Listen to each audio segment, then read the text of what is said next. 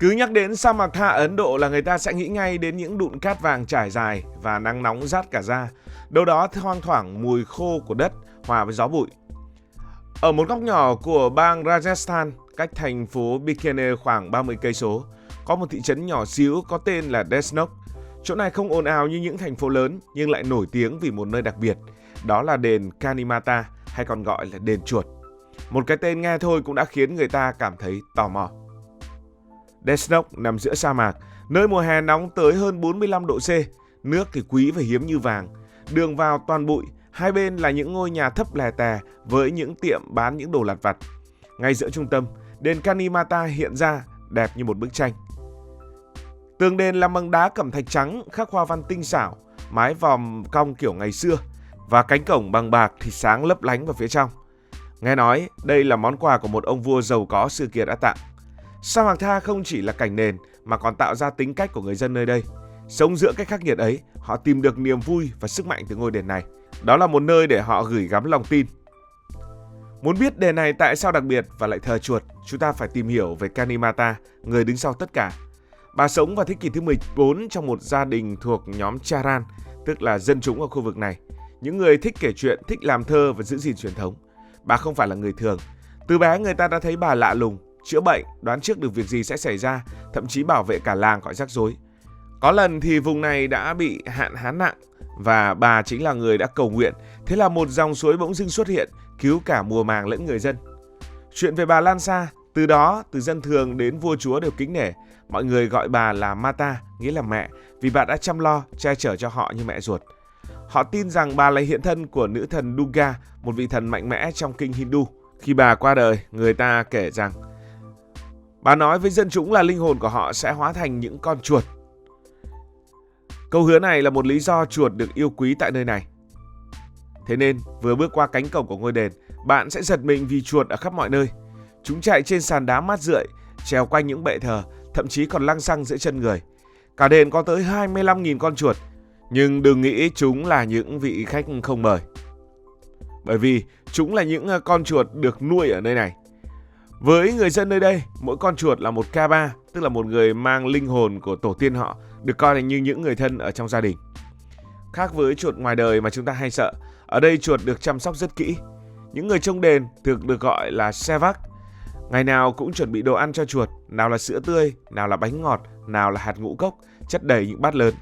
Dân chúng đến lễ sẽ mang theo kẹo, hoa quả để dâng lên Kanimata rồi chia sẻ với chuột, tin rằng làm vậy để thể hiện lòng biết ơn. Không khí trong đền lúc nào cũng vui tươi, có tiếng chuông leng keng, có mùi hương trầm thơm lừng và cảnh chuột nhấm nháp đồ ăn ngon lành. Nhìn là thấy lạ lùng nhưng cũng thấy rất ấm áp.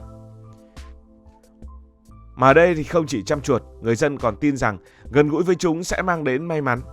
Nếu một con chuột chạy ngang chân bạn thì đó là dấu hiệu được bà Mata từ ngày xưa phù hộ.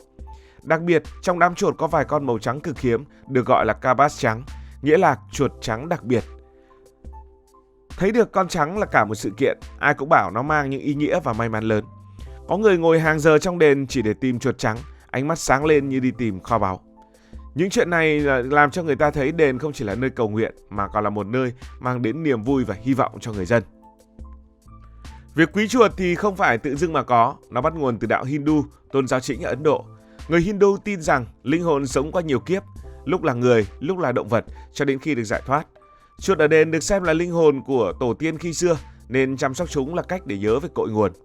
Nghe thì lạ, nhưng nó cũng giống như cách chúng ta kính trọng ông bà của chúng ta vậy, chỉ khác là ở đây họ tin linh hồn đã hóa thành chuột.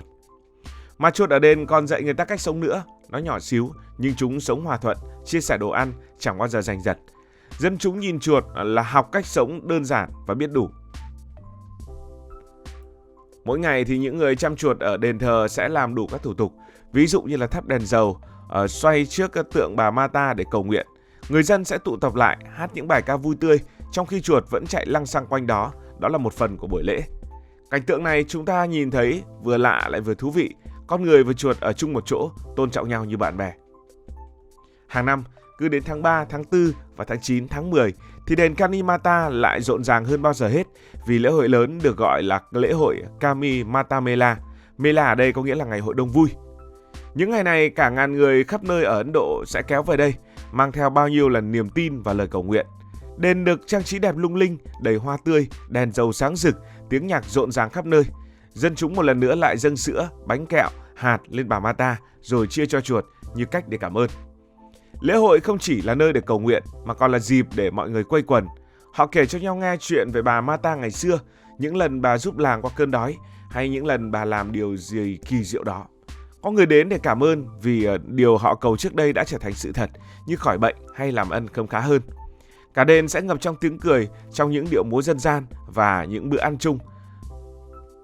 Nơi người ta có những đồ ăn để ban phước, đôi khi cũng là những món mà những chú chuột đã đụng vào. Họ cho rằng chuột đụng vào thì lại càng may mắn. Lễ hội này còn thu hút cả người từ xa tò mò về ngôi đền kỳ lạ này. Dù mới đầu nhiều người thấy lạ lùng, nhưng ở lại một lúc thì họ bắt đầu hiểu. Ngoài chuyện chuột, đền Kanimata còn đẹp mê hồn, giống như những công trình xưa cũ ở Ấn Độ. Đền được xây dựng từ thế kỷ thứ 15 bởi một vị vua có tên là Ganga Singh. Tường đền làm bằng đá cẩm thạch trắng, khắc hình hoa sen, chim chóc, nhìn kỹ là thấy cả những vị thần. Cánh cổng bạc dẫn vào trong được chạm khắc tỉ mỉ, kể lại đời của bà Mata như muốn mời bạn vào nghe câu chuyện. Bên trong đền cũng chia thành nhiều khu. Khu chính có tượng bà Mata, nơi mọi người đứng cầu nguyện, hành lang rộng cho người đi lại, còn những góc nhỏ là chỗ mà những chú chuột hay tụ tập. Sàn đá mát lạnh, đi chân trần giữa trời nóng thì cũng rất là dễ chịu. Tường đền còn có cả tranh vẽ kể những điều kỳ diệu mà bà đã từng làm, như dẫn dắt dân làng qua những thời khắc khó khăn. Lại nói về những chú chuột, để chuột an toàn thì đều có lưới sắt chắn những chỗ tránh mèo hay là chim rình. Nhưng chuột thì vẫn tung tăng khắp nơi. Và chuột ở đây thì cũng rất kỳ lạ, chuột rất khỏe. Dù cả chục ngàn con chen chúc, chúng chẳng bao giờ bị bệnh. Người dân cho rằng đó là nhờ bà Mata đã che chở, giữ đền luôn bình an. Có người còn uống chung sữa với chuột từ bát cúng và tin rằng làm vậy sẽ khỏe mạnh, may mắn hơn. Chuột ở đây cũng khá hiền lành, nó hầu như chẳng cắn ai bao giờ. Chúng hay tránh người, chỉ có ăn và chạy mà thôi. Ai mới đến dù sợ, nhưng nhìn cảnh đấy thì cũng cảm thấy yên tâm. Người dân cho rằng chuột hiền lành một lần nữa cũng lại do bà Mata dạy chúng sống hòa thuận. Có một việc hơi kỳ lạ, đó là người dân sẽ ăn prasad, tức là đồ ăn chuột đã đụng vào. Với họ đây là cách để nhận phước lành từ bà Masa. Nghe hơi kỳ lạ, nhưng phong tục này đã có từ rất lâu, như một cách để thể hiện lòng tin. Và điều thú vị là đền này cũng sạch đến bất ngờ, cả ngày chuột chạy khắp nơi, vậy mà sàn đá lúc nào cũng sáng bóng, không có mùi gì khó chịu. Bởi vì những người trong đền luôn làm việc chăm chỉ, dọn đồ ăn thừa, lau chùi liên tục như cách họ chăm đền. Dù vậy không phải ai cũng quen ngay với cảnh tượng xuất hiện của những chú chuột.